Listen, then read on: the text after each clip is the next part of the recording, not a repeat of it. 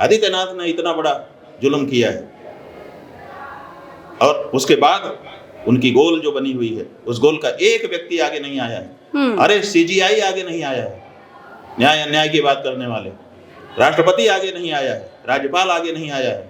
कौन है जनता के सम्मान की और उसके दैहिक और प्राण स्वतंत्रता का जो अधिकार संविधान ने दिया है उसकी रक्षा करने के लिए आगे आने वाला? ये बड़ा सवाल उत्पन्न हो गया है प्रज्ञा जी। ये कोई सामान्य बात नहीं है कि सरेआम आपको नंगा कर दिया जाएगा, आपकी पिटाई की जाएगी, आपके प्रतीकों पर प्रहार किया जाएगा, आपकी प्राणदैहिक स्वतंत्रता भी बाधित कर दी जाएगी और आपका सम्मान भी छीन लिया जाएगा, और उसके बाद भी कोई नहीं बोलेगा। ऐसा कहीं होता है? तो इतनी अंधेरगर्दी दुर्योधन का ही भाई था युयुत्सु, उसी सभा में था, वो खड़ा हो गया था, उसने कहा दुर्योधन मेरे भाई गलत कर रहे हो, मैं तुमको रोक नहीं सकता इसलिए मैं बहिर्गमन करता हूँ। वो निकल गया था। कम से कम कोई युयुत्सु तो आता, लेकिन इस सभा में तो कोई युयुत्सु भी नहीं दिखाई दे रहा है जो खड़ा होकर के कहे कि गलत हो रहा है। लेकिन महाराज ये कैसे चलेगा? क्यों हो रहा है ये सब? अब इतनी अंधेरगर्दी क्यों हो रहा है? बात ये है कि योगी जी ने नहीं बोला, कोई बात नहीं, मोदी जी को बोलना चाहिए भाई, किसी न किसी को तो बोलना। हमने तो सबका नाम गिना दिया, आपने फोन किया था तमाम संतों के साथ मिलकर, सबको हमने सबका नाम गिनाया कि जिनकी जिम्मेदारी बनती है ऐसी घटना होने के बाद अगर उनका मुख्यमंत्री कुछ ऐसा गड़बड़ करता है जिससे लोकहित प्रभावित होता है तो इन सबको बोलना चाहिए। कौन बोला है अभी तक? आप बताइए। कितने दिन बीत गए, कोई बोला नहीं। और क्यों सवाल नहीं किया जा रहा है? किसी से कोई सवाल भी नहीं हो रहा है। खैर हमारे देश का मीडिया भी सवाल नहीं उठा रहा है, वो भी आहत नहीं हो रहे हैं। खैर महाराज, मोदी जी से भी आप सब संतों ने मिलकर फोन पर बात की, क्या बातचीत हुई थी आपकी? हमारी कोई बातचीत उनसे नहीं हुई। क्या उन्होंने आपसे संत ने किया हो तो हमारी जानकारी? अच्छा, क्या उन्होंने आपसे संपर्क करने की कोशिश की? किसी ने संपर्क नहीं किया, किसी ने कोई संपर्क नहीं किया, किसी ने कोई वक्तव्य नहीं दिया, किसी ने कोई संवेदना नहीं दिखाई। इसका मतलब हिंदू धर्म और उसके प्रतीकों के ऊपर, हिंदू धर्म के बच्चे, बूढ़े और महिलाओं के ऊपर लाठी मारी जाएगी, उनके प्रतीकों का अपमान सारेआम किया जाएगा। और उसके बाद भी ये जो अपने आप को हिंदू हिंदू हिंदू हिंदू हिंदू हिंदू हिंदू हिंदू कहने वाले लोग हैं, इनमें से कोई एक भी खड़ा नहीं होगा। इतनी बड़ी इनकी गोलबंदी है कि हिंदू धर्म के जो परंपरागत आचार्य हैं और परंपरागत प्रतीक हैं उन सबको नष्ट कर दो, केवल हमारा हिंदुत्व चलना चाहिए। क्योंकि शायद लगता होगा कि शंकराचार्य जी क्या ही कर लेंगे। ये जो नकली हिंदुत्व है, क्या नुकसान कर देंगे हमारा? ये इकट्ठा हो गया है असली हिंदुत्व को समाप्त करने के लिए। क्या पता मन में ये हो कि क्या ही कर लेंगे शंकराचार्य जी, क्या नुकसान हम कहते हैं क्या कर लेंगे क्या नहीं कर लेंगे, ये बात पार्टियां सोच सकती हैं, एक पार्टी सोच सकती है, लेकिन सरकार कैसे सोच सकती है? लेकिन सोच रही है सरकार देखिए पार्टी लेवल से ऊपर उठ जाती है, सरकार सबकी हो जाती है, एक एक के सम्मान की, एक एक के प्राण और उसकी रक्षा करने का उसका जिम्मा होता है। बिल्कुल सही बात है। तो फिर आप क्यों आगे नहीं आते हो? और उस सरकार के ऊपर नजर रखने के लिए जो संविधान के पद बनाए गए हैं, राज्यपाल और राष्ट्रपति, वो कहाँ है? इतना बड़ा अन्याय हुआ है, कहाँ है राष्ट्रपति, कहाँ है राज्यपाल? कि अभी तक मुख्यमंत्री से उन्होंने जवाब तलब नहीं किया। ये भी तो हम देख रहे हैं बैठ करके। अधिकारी सब कह तो रहे थे कि हम माफी मांग ले रहे हैं, आपको सार्वजनिक माफी क्यों चाहिए थी? लिखित में आप कह रहे हैं माफी मांगिए। बात ये है कह रहे हैं चुपे चुपे माफी मांग लेंगे, सुन लीजिए। बात ये है कि माफी क्या होती है, ये बताइए। माफी क्या होती है?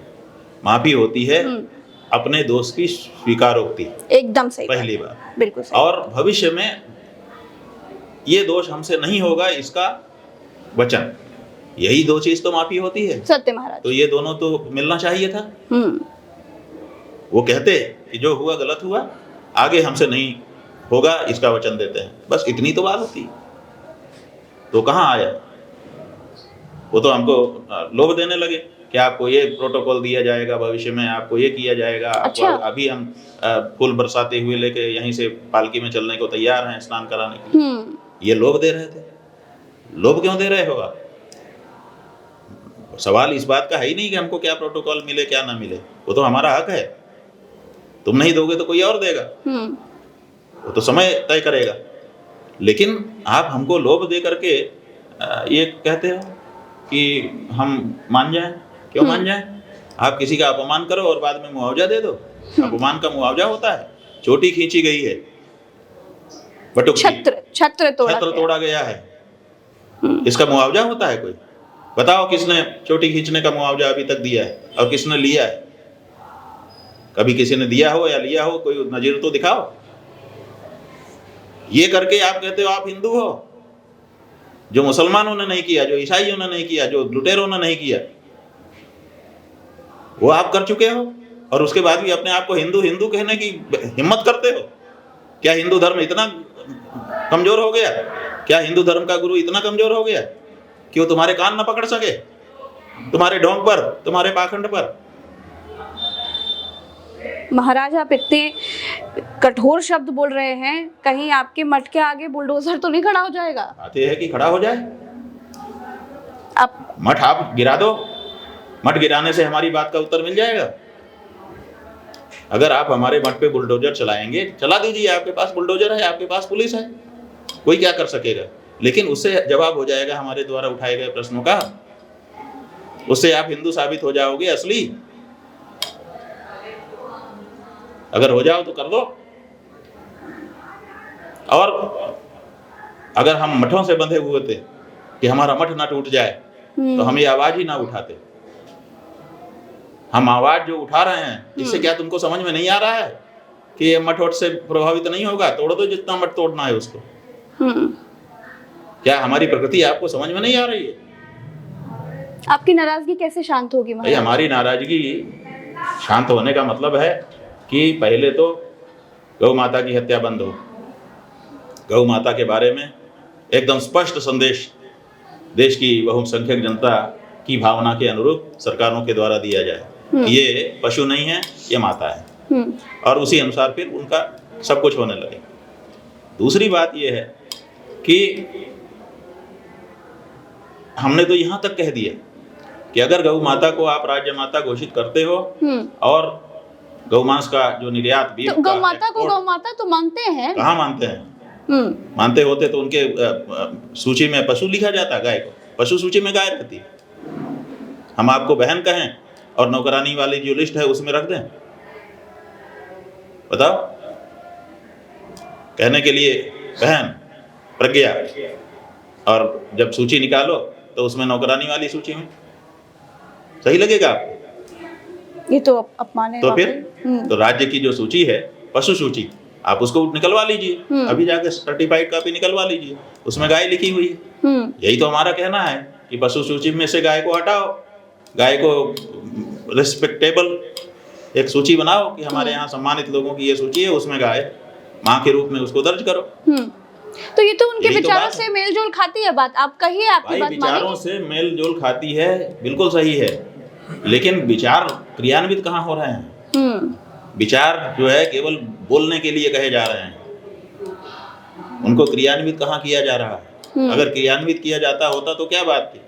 बड़ी चर्चाएं चली महाराज, मोदी के बाद योगी। सारी बातें हिंदू हिंदू की केवल कहने के लिए हैं। ये बात अब कलई खुल चुकी है। 12-15 साल जो बीत गए, ये भाजपा जी महाराज, हिंदू पार्टी, ये सब अब खत्म हो चुका। सारा ढोंग एकदम नष्ट हो चुका, साफ जनता को पता चल गया। जितने मंदिर भाजपा के राज में टूटे हैं, 1000 साल की गुलामी में नहीं टूटे हैं। चलो गिनाना शुरू कर देते हैं। इस पर बैठाओ, समिति बनाओ। जितनी गायें इनके समय में काटी गई हैं, कभी नहीं काटी गई। जितना संतों का अपमान इनके समय में हुआ है, इतना कभी नहीं हुआ। जितना महिलाओं का अपमान इनके समय में हुआ, कभी नहीं हुआ। और जितना हिंदू प्रतीकों के प्रति अनास्था उत्पन्न करने का प्रयास किया गया, वो भी कभी नहीं हुआ। जजिया कर दे करके भी हम लोग कम से कम नहा तो लेते थे।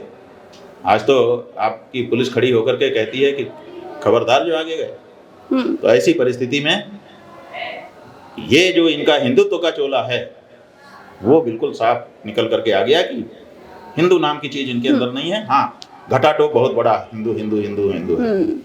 लेकिन महाराज, खूब चर्चा चली कि मोदी के बाद योगी। अब वो किसके बाद कौन, ये तो समय बताता है। हमें इससे मतलब नहीं है। मोदी के बाद योगी बन जाए, हम कहाँ मना कर रहे हैं। नहीं तो अगर बन जाएंगे तो क्या? मोदी के और योगी के बनने से हमें क्या लाभ हुआ? हमारी तो गौ माता तक उनकी हत्या करके उनका मांस एक्सपोर्ट बढ़ा दिया गया। कहने के लिए ये कहा गया, कागज में लिख दिया गया कि गौ हत्या नहीं। शायद अभी उतनी शक्ति नहीं है, जब बड़े पद पर जाएंगे तो बड़ी शक्ति चाहिए। अब कौन सी शक्ति चाहिए बताओ? देखो बच्चा जब सुपर जवान पावर। होता है, जैसे जैसे जवान होता है उसके शरीर की ताकत बढ़ती है, और फिर वो बूढ़ा होने लगता है, फिर उसकी ताकत बढ़ती नहीं घटती है, फिर टॉनिक वॉनिक पीता रहे तब भी वो चीज़ नहीं आती है। तो अब बताओ, इनकी जवानी तो चली गई, मोदी जी की भी चली गई और योगी जी की भी चली गई, अब ये क्या ताकतवर होंगे? इनका जो पीक आना था आ चुका, अब जनता इनको जहाँ है उससे नीचे ही ले जाने वाली है, ऊपर नहीं ले जाने वाली है। तो ऐसी परिस्थिति में जो ताकत इनकी सबसे बड़ी थी वो तो बीत गई। उस समय इन्होंने गौ माता की रक्षा नहीं की, अब क्या करेंगे? गौ माता को माता कह के संबोधित तक नहीं कर सके। क्या ये असली हिंदू होते तो ये वाली बात, तो जैसे हमने देखिए 2 शर्त रखी है आदित्यनाथ के सामने जी। हमने कहा है कि आप गौ माता को राज्य माता घोषित करो, और दूसरे कहा है कि ये जो मांस का एक्सपोर्ट आपके यहाँ से हो रहा है, गेरुआधारी सन्यासी हो, तुम्हारे नेतृत्व में मांस का व्यापार तो नहीं होना चाहिए, बंद करो। अब मांस का व्यापार जो बंद करो हमने कहा है, इच्छा शक्ति हो तो रास्ते उसके भी हैं, हमने सब अध्ययन किया हुआ है पहले से। लेकिन मान लो वो कठिन लग रहा है, तो जो राज्य माता का दर्जा है वो तो एक दिन अभी कैबिनेट बुलाए, कैबिनेट में प्रस्ताव पारित करके घोषित कर दें, उसमें तो कुछ नहीं है इनको। इस कोई है ही नहीं, क्योंकि 1 रुपया देना नहीं है, लेना नहीं है, बस केवल एक कैबिनेट का प्रस्ताव करना है, वो भी ये नहीं कर पा रहे। माँ को माँ कह के बुलाने में इनकी जीभ कट रही है। अपने आप को हिंदू कह रहे हैं, हमको हिंदू, इनको तथाकथित हिंदू कहने में भी हमको शर्म आ रही है। अगर हिंदू होते तो ये वाला काम तो पहले दिन कर देते कि शंकराचार्य जी ये तो हमें कहिए देता हूँ, इस वाले में जरा विचार करते हैं, आप भी इसमें कंट्रीब्यूट करिए। हमारा कोई उनसे जाति झगड़ा थोड़े है, जानी दुश्मनी थोड़े है, हमारा तो सिद्धांत का झगड़ा है कि भाई तुम गोरक्ष पीठ के अधिकारी थे, तुम साधु संत थे, हाँ, तुमको वैसे ही महंती छोड़ के मुख्यमंत्री पद पे जाना नहीं चाहिए था, क्योंकि महंती का काम अलग है, मुख्यमंत्री का काम अलग है। तुम चले भी गए तो कम से कम वहाँ सनातन धर्म का कुछ काम करते, कम से कम गौ माता को सम्मान दे देते। यही तो हमारा कहना है। और हमारा क्या कहना है इनसे? हम कोई इनसे व्यक्तिगत कुछ मांग रहे हैं कि इनका राजपाट मांग रहे हैं कि इनकी महंती मांग रहे हैं कि उससे हमको कुछ उपलब्धि हो जाने वाली है? इनके मुख्यमंत्री के पद से और इनके महंती के पद से बड़ा हमारा पद। महाराज, आप तो कह रहे हैं कि आपकी तरफ से कोई जानी दुश्मनी नहीं है, लेकिन जो मतलब जो हो रहा है सरकार की तरफ से वो तो इसी तरीके का जा रहा है कि पता नहीं कौन सी दुश्मनी है, पता नहीं कौन सा कंपटीशन है जो खाया जा रहा है। यही बात जनता के मन में है कि ये जो है दुश्मनी निभाते हैं और बुलडोजर का डर दिखा करके शासन कर रहे हैं। ये जो भयादोहन का शासन है ये जनता को बहुत परेशान कर रहा है। यही बात। महाराज, स्मार्ट सिटीज में सीवर नहीं बना पा रहे हैं, लेकिन बसे बसाए शहर तोड़े जा रहे हैं। जैसे अभी मैं कल देख रही थी, दाल मंडी बहुत ऐतिहासिक है, कई हजार वर्षों से वो दाल मंडी चली आ रही है। शायद पहले डॉल मंडी कहते हैं, दाल मंडी बन गया। तमाम लोग अब वहाँ रह रहे हैं, रिहायशी इलाके हैं। उन लोगों ने मुझसे कहा कि आप अगर महाराज से मिलिएगा तो हमारे विषय में एक सवाल पूछिएगा कि क्या ये सही हो रहा है। ऐसा है कि जब यहाँ पे इन लोगों ने 2018 ईस्वी में पहली बार मंदिरों को और मूर्तियों को तोड़ना शुरू किया तो धार्मिक आस्था के कारण हमको बड़ी चोट लगी। हमारे जैसे दूसरे जो बहुत से लोग हैं उनको भी चोट लगी, लेकिन डर बहुत बनाया गया था, इसलिए कोई बोल नहीं पा रहा। तो झुंड के झुंड काशी के लोग हमारे पास आने लगे। जब हम काशी किसी कारण से आए तो हमारे पास रोज झुंड के झुंड लोग आते थे, कहते थे कि बहुत गलत हो रहा है, बहुत गलत हो रहा है। तो हम सोचते थे कि हम क्या करें, इसमें क्या बोलें, अगर हम कुछ ऐसे ही बोलते हैं तो ठीक नहीं होगा, टालते गए हम। लेकिन 1 हफ्ते बीतने के बाद जब ज़्यादा ही लोग आने लगे तो हमने कहा कि भाई देखो, हम ऐसे नहीं मानते, ये भारतीय जनता पार्टी की हिंदूवादी सरकार है, मंदिर कैसे तोड़ सकती है, मूर्तियाँ कैसे तोड़ सकती है, इसलिए हम तुम्हारी बात को सही नहीं मान रहे हैं, तुम लोग झूठ बोल रहे हो, तुम लोग किसी पार्टी के होगे और जानबूझ करके भाजपा को विरोध कर रहे हो। तो लोगों ने कहा कि महाराज जी, अगर आपको हमारे ऊपर अविश्वास है तो हम आपको आमंत्रित करते हैं, आप स्वयं आइए, अपनी आंखों से देखिए। अच्छा, तो आप गए महाराज? तो हमने कहा कि ठीक है, ये प्रस्ताव आपका ठीक लगता है, जरा न्यायोचित लगता है, तो हम आएंगे। लेकिन हमने 15 दिन बाद का समय उनको दिया, हम 15 दिन बाद आए। अच्छा। उद्देश्य हमारा क्या था? उद्देश्य हमारा ये था कि अगर सरकार ने कुछ गड़बड़ी कर भी दी है तो 15 दिन में उसको ठीक ठाक कर लेगी, ताकि हम पहुंचे तो सब सही रहे। ये सोच करके हमने 15 दिन बाद का 3 अप्रैल का समय दिया। 3 अप्रैल 2018, हमको अभी तारीख अंग्रेजी की याद, क्योंकि 10 दिन से वही बात चलती थी कि 3 अप्रैल को शंकराचार्य आएंगे, 3 अप्रैल को आएंगे। हाँ जी। तो प्रशासन संसूचित था कि हम आएंगे, लेकिन 15 दिन बीतने के बाद जब 3 तारीख को हम वहाँ पर पहुँचे तो वहाँ हालत ये थी कि जैसे अभी अभी महाभारत का युद्ध हुआ हो और सेना जो है एक दूसरे को मार करके मरी हुई हो। किसी का हाथ यहाँ टूटा हुआ है, किसी का सिर यहाँ कटा हुआ है, किसी का पैर वहाँ पड़ा हुआ है, किसी का धड़ वहाँ पड़ा हुआ है। ऐसा दृश्य जिसकी कल्पना हमने नहीं की थी। और ये सब देव मूर्तियों के साथ मंदिर तोड़े गए थे। हमारे साथ सैकड़ों लोग थे, उन सब ने भी देखा। हम सब ने वहाँ वीडियो करना चाहा तो वीडियो करने से मना किया गया। लेकिन लोगों ने तो कर ही लिया। हाँ। उसके बाद पुलिस लगा दी गई, कहा आप यहाँ पर खड़े नहीं हो सकते। हम लोगों ने प्रोटेस्ट किया। हमने कहा कि भाई ये दृश्य बिल्कुल असह्य है, ये स्वीकार्य नहीं है, गलत हो रहा है। तो आवाज़ हमने उठाई।